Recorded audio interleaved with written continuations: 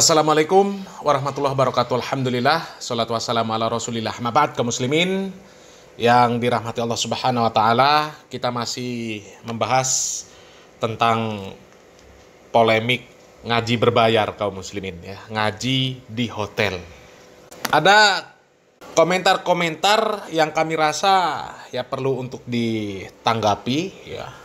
Barangkali ini juga bisa menjadi sharing kita sama-sama. Ya. Karena masalah ngaji berbayar, tempatnya di hotel, ya itu yang jelas panitia penyelenggara ada pertimbangan-pertimbangan tertentu ya, yang kita tidak bisa menebak-nebak. Ya. Kalau pengen tahu secara pasti apa alasan mereka menyelenggarakan kajian di ballroom hotel, ya, kemudian di stadion dan sebagainya, ya kalau kita mau tahu alasan mereka, ya silahkan tanya langsung ya dengan panitia-panitianya. Akan tetapi salah satu alasannya ya itu kemarin sudah dikemukakan oleh Ustadz Muhammad Abduh Twasikal. Alasannya karena jumlah jamaah itu banyak ya. Sehingga kalau menyelenggarakan di masjid, itu masjid nggak cukup untuk nampung jamaah ya. Sehingga harus menyewa gedung JEC ya, Jogja Expo Center kalau nggak salah ya.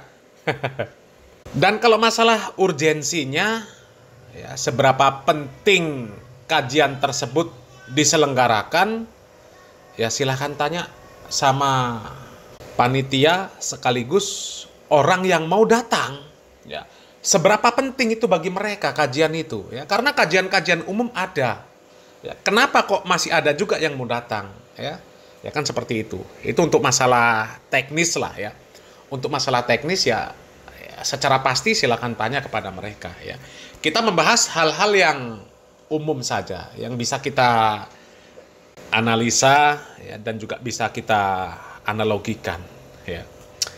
Dan kita menanggapi komentar-komentar yang diberikan di video-video yang sudah kita bahas kaum muslimin ya.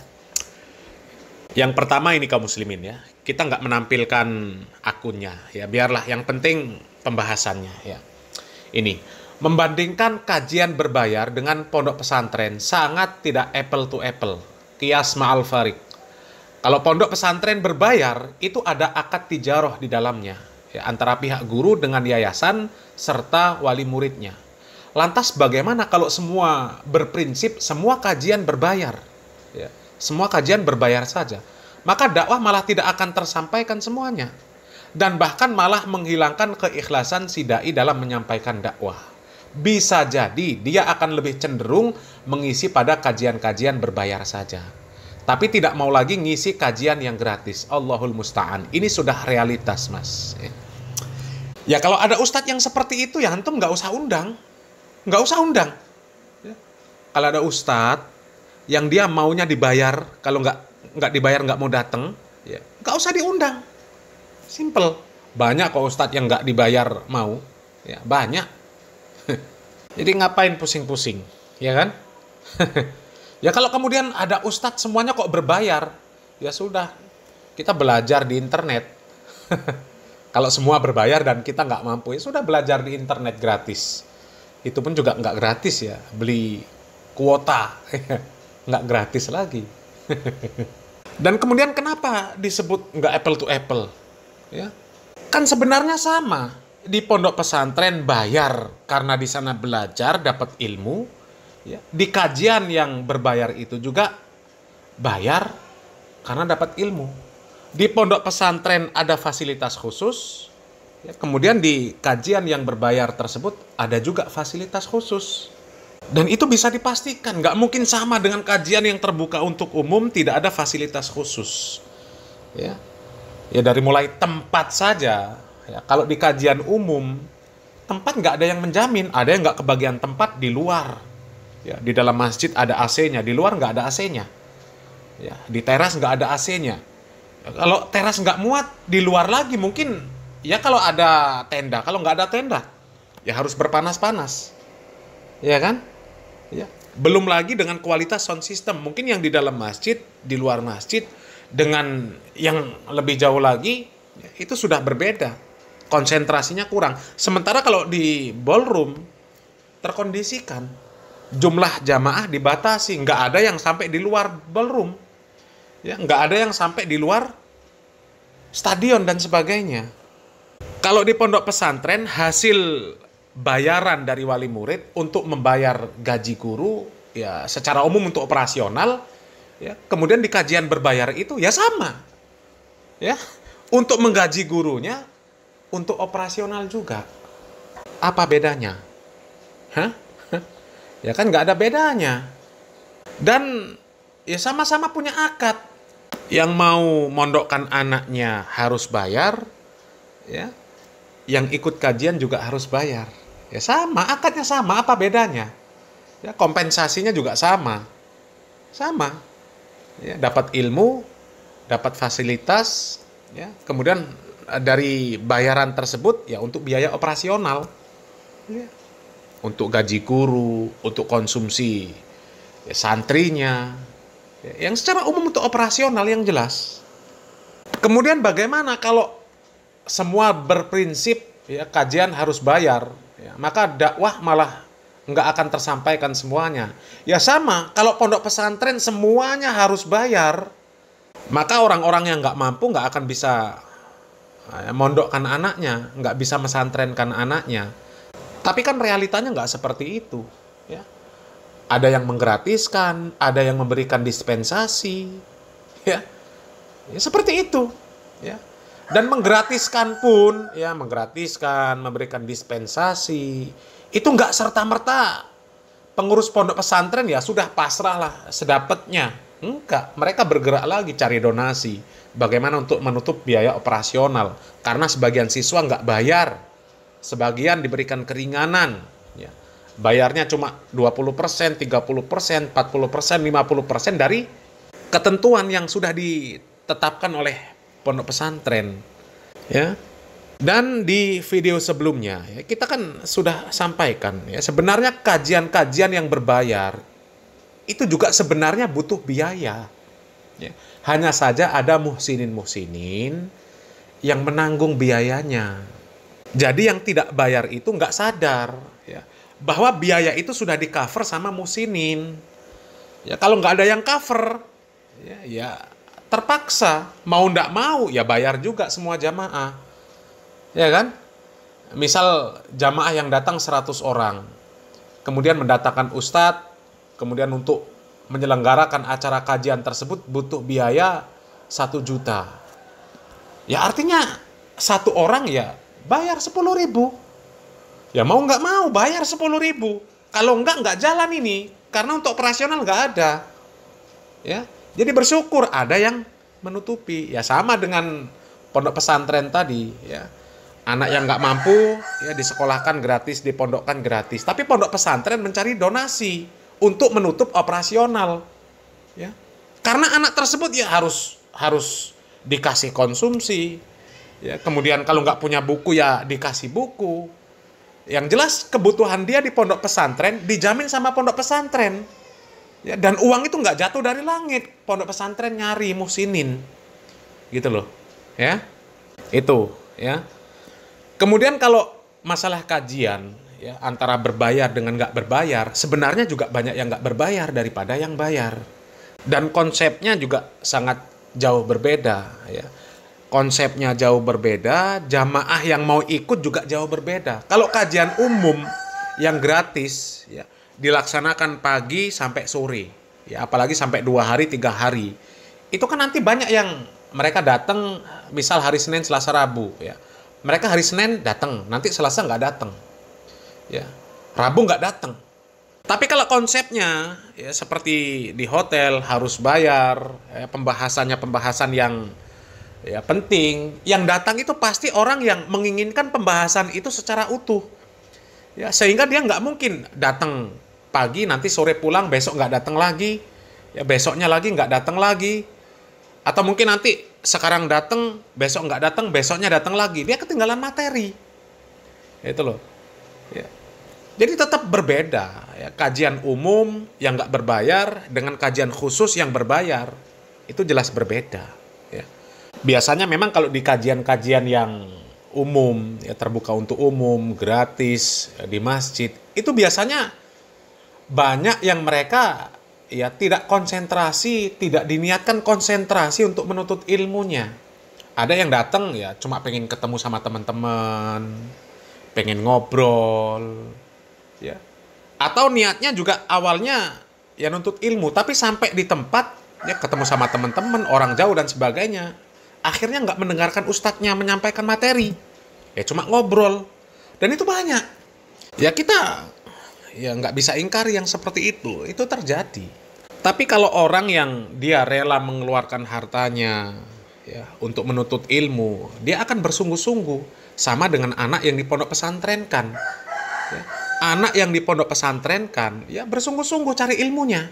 Beda dengan anak yang hanya diajak ke kajian-kajian umum.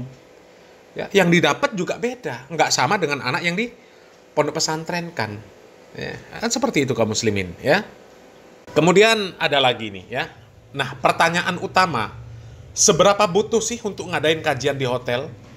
Emang masjid sudah nggak ada lagi ya? Jangan cari alasan lah, masa iya harus di hotel banget ya. Semoga ustadz-ustadz salafi yang lurus tetap kokoh menjalankan kajian di masjid saja. Itu tadi ya. Kalau seberapa butuh dan seberapa pentingnya, ya silakan tanya panitia dan jamaahnya. Ya, itu. Ya. Biasa memang kalau ilmu, ya, ada pembahasan secara khusus dan itu harus berkesinambungan, itu biasanya memang ya berbayar, meskipun bukan di pondok pesantren. Ya. Misal ada ya takhusus lah bahasa Arab di masjid. Ya. Itu biasanya ada, ya, bayarannya ada. Ya. Jamaah yang ingin belajar bahasa Arab, mungkin 1 bulan pertemuan 3 kali, 4 kali, ya itu membayar. Ya karena mendatangkan ustadz. Ustadz tersebut ya kita kasih akomodasi dan sebagainya. Ya karena adabnya seperti itu. Adabnya seperti itu. Nggak mungkin kita biarkan ustadznya ya setelah ngisi ya udah nggak dikasih mukafaah, nggak dikasih bisyarah, ya. Pokoknya ya udahlah, ustadz ngajarnya ikhlas saja. Dan sebenarnya juga nggak ada yang mengharuskan di hotel, nggak ada. Ya, ya karena memang di satu wilayah yang bisa dimanfaatkan hotel. Tapi kalau kita melihat postingan dari Ustadz Muhammad Abduh ya, bukan di hotel, tapi itu sepertinya gedung milik pemerintah, apakah kabupaten, apakah kota, apa provinsi, wallahu alam ya, di gedung Jogja Expo Center. Jadi bukan di hotel. Sebagian lagi ada yang di stadion, ya, misal di GBK dan sebagainya. Ya nggak harus di hotel.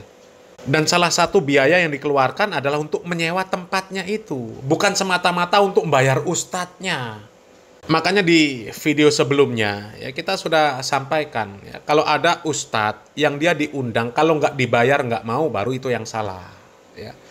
Tapi kalau ada pengajian kemudian jamaahnya harus bayar, bayaran jamaah tersebut untuk menyewa tempat, untuk konsumsi jamaahnya ya, kemudian untuk ya mendapatkan makalah atau kitab dan sebagainya, ya itu artinya bayaran itu untuk operasionalnya. Ya kan nggak ada masalah. Nggak ada masalah. Jadi itu bukan jualan agama. Ya. Nggak bisa kita sebut yang seperti itu jualan agama. Ya, kemudian ini lagi ya. Yang jadi masalah adalah da'i akhirnya menjadi sebuah pekerjaan. Itu kurang etis. Walaupun tidak pasang tarif. Panitia sudah mengerti tarifnya da'i tersebut. Akhirnya buat apa bekerja? Kalau dari da'i saja sudah menghasilkan lebih 3 kali UMR. Ya. Yang parahnya latar belakang pendidikan da'i tersebut kelas lokal, tapi malah mengalahkan lulusan Arab Saudi yang lebih mumpuni. Nah itu. Ya, ya kalau pasang tarif, itu yang salah pasang tarif. Ya. Tapi kalau ustadz tersebut nggak pasang tarif, kemudian ketika mengisi kajian dikasih amplop, ngisi kajian dikasih amplop, berapapun jumlahnya diterima, ya nggak ada masalah. Meskipun nanti setelah dikumpul-kumpulkan ternyata 3 kali UMR, ya kan nggak ada masalah. Apa masalahnya coba? Kalau masalah latar belakang pendidikan, ya mau tamatan lokal atau lulusan Arab Saudi, itu bukan jaminan. Ya. Nggak mesti orang yang tamatan lokal tidak lebih paham daripada yang lulusan Arab Saudi. Nggak ada jaminan lulusan Arab Saudi pasti paham, pasti lebih alim daripada yang tamatan lokal. Nggak mesti. Nggak mesti. Nggak mesti yang bergelar doktor, profesor, insinyur, dan sebagainya, ya pemahamannya lebih baik daripada orang yang nggak punya gelar. Nggak punya gelar. Mungkin dia hanya mulazamah. Atau mungkin dia ya hanya pondok pesantren salafiyah lah, ya, yang nggak ada ijazahnya. Ijazahnya hanya dari ya, pondok pesantren saja, ya, bukan ijazah dari pemerintah. Nggak mesti, ya, itu loh. Jadi ya bukan jaminan. Ada yang bergelar profesor, ya, doktor, belakangnya gelarnya sederet, ya. Tapi ya terbohongi dengan Ba'alawi. Sampai mengatakan Ba'alawi saja generasi terbaik. Padahal isinya tukang ngibul semua. Ya. Guru sekumpul saja disebut wali. Padahal guru sekumpul juga pendusta juga. Ya, masa iya Nabi Muhammad SAW keluar dari kuburan cuma untuk nyium lututnya sekumpul? Ya coba. Ya. Jadi ya nggak jaminan. Jadi di mana dia menuntut ilmu setinggi apa gelarnya, itu nggak jadi jaminan seseorang pasti paham masalah agama, ya. Kecuali ya belajarnya jelas-jelas dengan ulama-ulama ulama-ulama yang sesat, ya. Misal belajar dengan ulama Syiah, ya. Itu jelas sesat. Kemudian ya nggak ada masalah kalau dai jadi sebuah pekerjaan, nggak ada masalah. Nggak ada masalah. Ya sekarang coba ada dai yang buat pondok pesantren. Ya profesinya apa? Pekerjaannya apa? Ya dai, guru, ngajar. Sama, dai, guru, ngajar, sama. Kerjanya apa? Menyampaikan dakwah. Tugasnya itu mengajak orang untuk bertakwa kepada Allah Subhanahu wa taala. Ya dai, ya pemanggil. Memanggil orang supaya taat kepada Allah Subhanahu wa taala, sama. Guru, ustadz, ya, sama, apa bedanya? Ya. Dan guru-guru kan ada, mereka profesinya ya cuma guru, ngajar. Ngajar di pondok pesantren.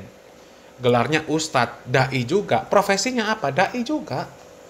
Antum lihat, nggak semua dai punya usaha, nggak semua.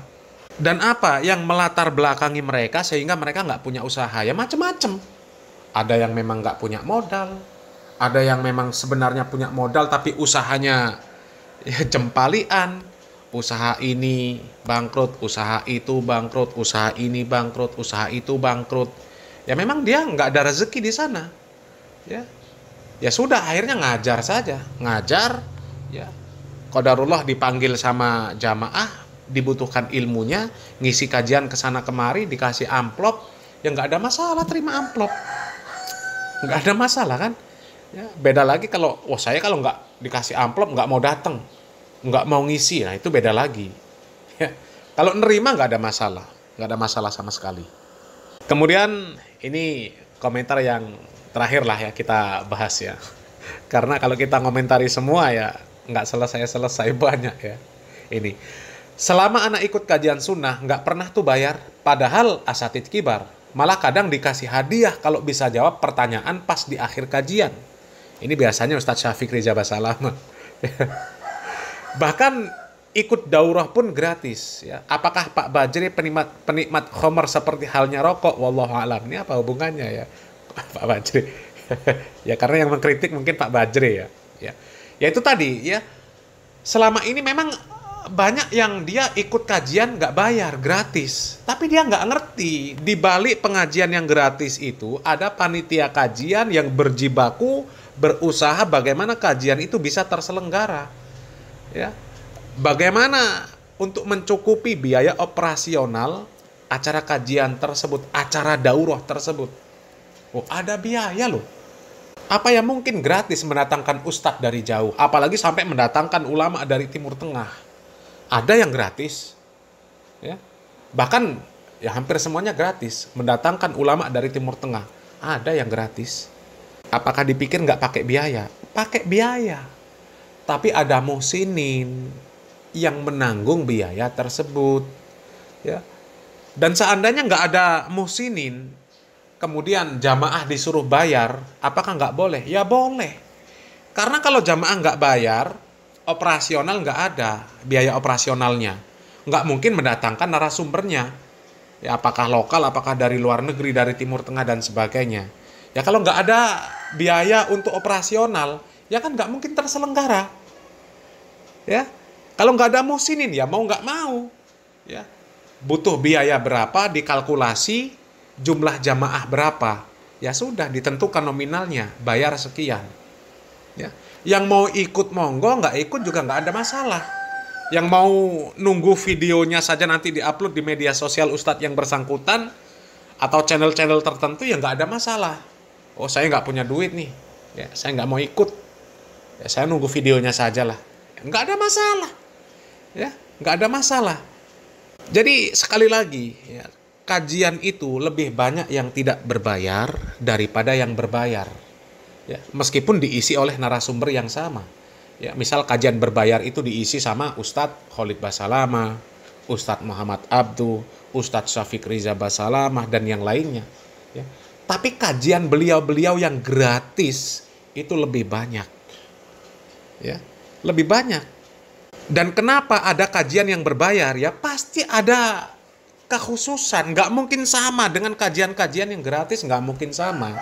Tempatnya sudah beda. Ya masalah tempat nanti di hotel dan sebagainya, itu kan teknis mereka yang mengetahui bagaimana kok bisa di hotel, di ballroom, di stadion dan sebagainya. Ya kenapa nggak di masjid saja? Mereka tahu.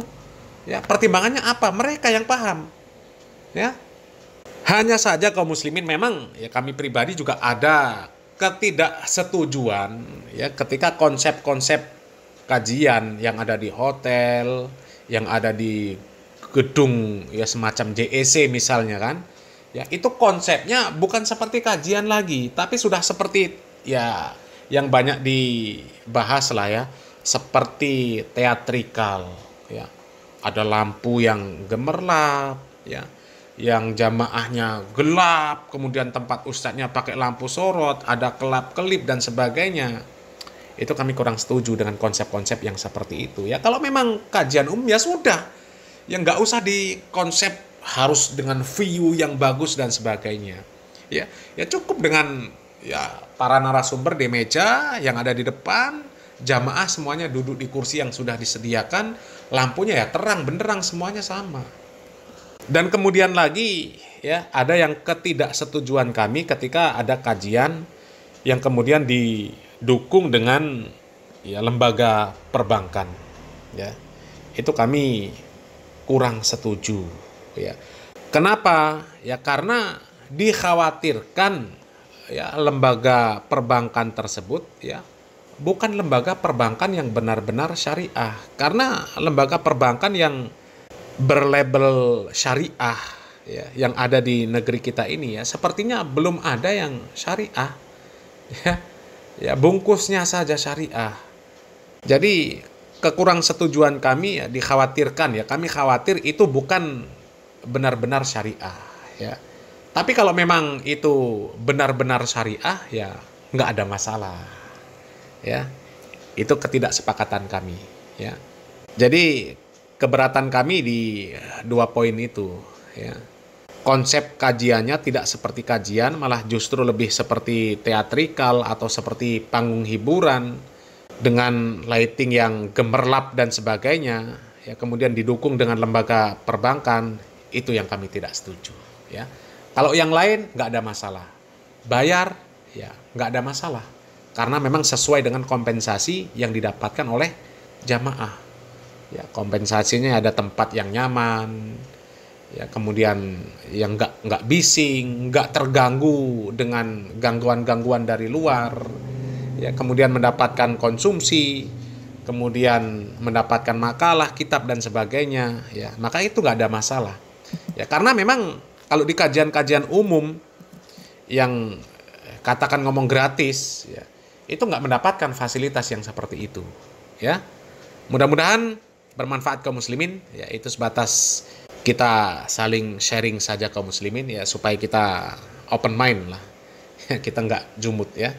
Mudah-mudahan bermanfaat. Barakallahu fikum. Wassalamualaikum warahmatullahi wabarakatuh.